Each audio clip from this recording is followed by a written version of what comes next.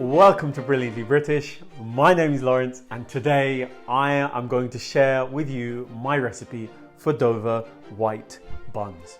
So, as I show you how, please sit back, relax with a cup of tea in hand, putting those feet of yours up to and enjoy this episode. And don't forget to subscribe. The county of Kent is known for its famous and beautiful gardens, as well as its stunning coastlines, particularly those found in Dover. And in this episode, having taken inspiration from the white chalk cliffs of Dover, we'll be sharing our recipe for these white, cloud-like buns, which you'll find to be deliciously versatile.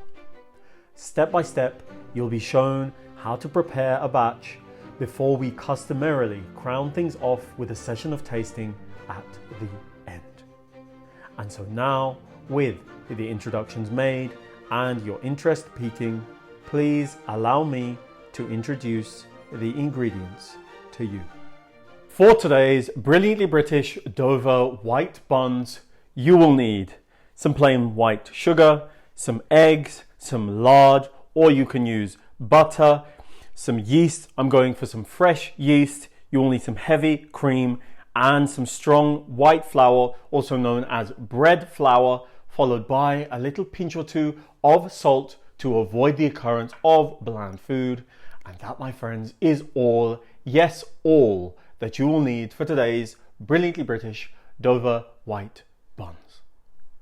But before you get started, before you do anything at all, please switch on your kettle, brew yourselves a nice cup of hot tea, so that you can sip on that whilst you bake. To begin preparing your white Dover buns, to cream, add sugar and salt at first before warming to body temperature, taking a moment thereafter to dissolve the sugar and salt within. Following on with the addition of egg whites and a quick check to ensure that the contents are no hotter than body temperature, you'll then want to add the yeast, which should be thoroughly incorporated with a whisk, and then set aside in a warm, draft-free environment to awaken and bloom, leaving you with ample time to relax and rehydrate with Brilliantly British content in hand, making sure, of course, to like and subscribe. Thank you. Moments later, your yeasted mixture should be aromatic, frothy, and noticeably active, indications of an active and happy yeast culture, which segues into the summoning of a stand mixer or large bowl should you respectively choose to knead by hand, into which flour should be turned, followed by a knob of lard and all of your active yeasted mixture. With the dough hook attached, the kneading was initiated at a low speed, with the speed being increased once all of the flour had been picked up.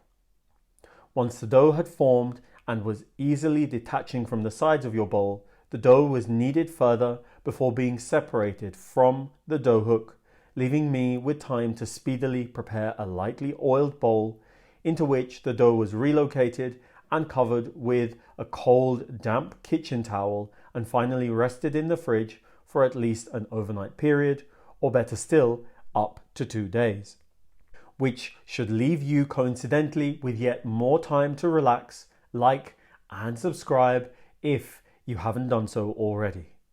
A day or two later, with a scale in sight, take your time divvying up the dough into equally weighted divisions, which you should find to be an easy process, leading to the formation of tight dough balls, which can be facilitated with lightly oiled hands and a lightly oiled work surface.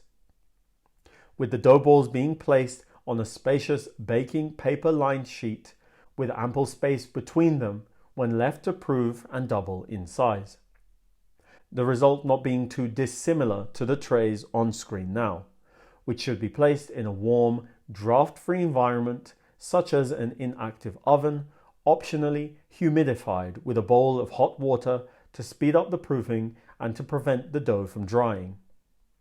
And so, with free time once again on your hands, please relax, entertain yourselves, and stay hydrated.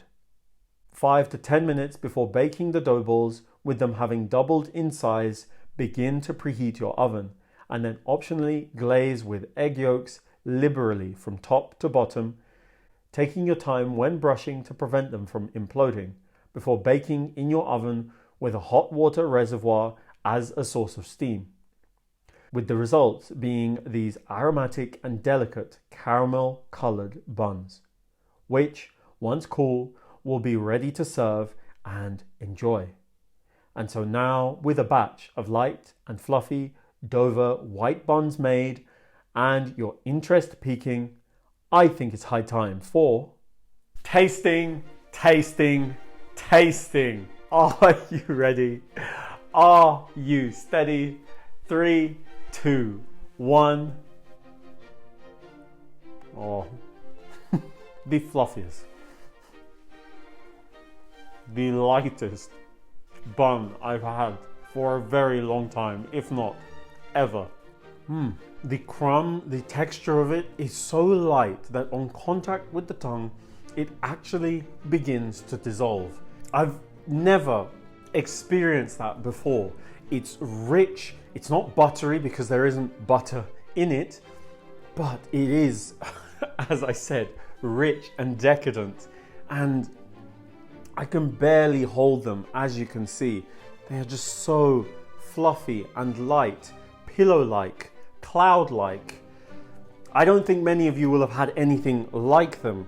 And as I said previously in this episode, this would be probably the best, if not one of the best, burger buns because, well, I think I've already explained why that would be the case.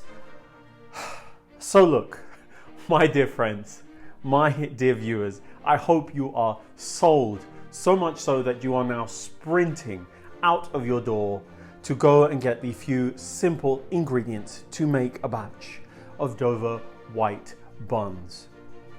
Please, please, please make these buns, please. Thank you, thank you, thank you all for allowing me to show you how to make Dover white buns. Knowing that you loved this episode, don't forget to click on the like button, the subscribe button, and the notification button so that you don't miss any of our new releases. Tell everyone, and I mean everyone, that you know about the Brilliantly British food on this channel, and follow us on all of the social media platforms that this channel is on. And I will see you